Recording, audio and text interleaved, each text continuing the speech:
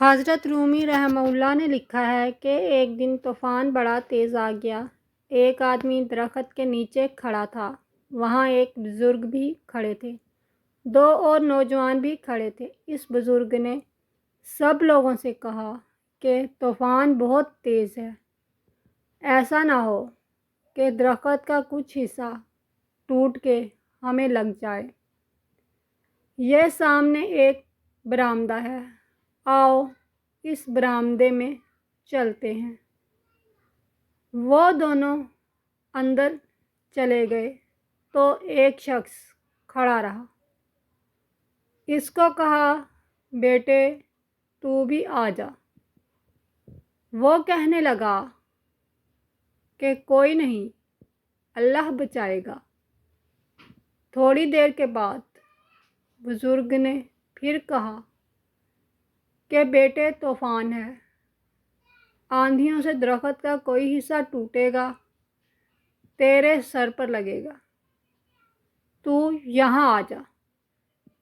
وہ کہنے لگا، مجھے اللہ بچائے گا۔ 2-3 دفعہ کہنے کے بعد وہ بزرگ خاموش ہو گئے۔ تھوڑی دیر بعد ایک آدمی وہاں سے گزر رہا تھا۔ اس نے گزرتے ہوئے کہا کہ بھائی برآمدے میں چلا جا، طوفان تیز ہے، کوئی چیز تیرے سر پر لگ جائے گی۔ وہ کہنے لگا، نہیں، اللہ بچائے گا۔ وہ گزرا، ایک اور شخص آیا۔ اس نے بڑے پیار سے کہا، میں پیچھے سے ہو کے آ رہا ہوں، طوفان بہت تیز ہے۔ آگے میں نے درخت گرے ہوئے دیکھے تو اندر چلا جا۔ وہ کہنے لگا، مجھے اللہ بچائے گا۔ ایک تیسرا شخص آیا۔ اس نے بھی کہا، لیکن وہ وہاں سے نہ ہٹا۔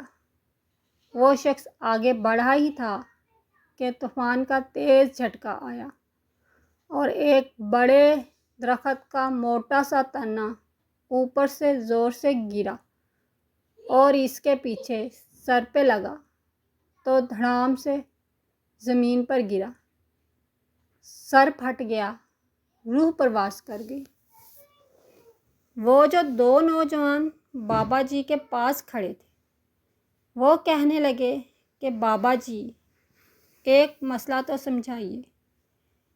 اس بندے کا توکل اللہ پر اتنا مضبوط تھا، چاہیے تو یہ تھا کہ اللہ اسے بچاتا، لیکن یہ تو مر گیا۔ تو بزرگ کہنے لگے کہ بیٹے تم نے غور نہیں کیا، وہ جو میرے سمیت 4 بندے اسے سمجھانے آئے تھے، وہ سارے اللہ نے ہی بھیجے تھے۔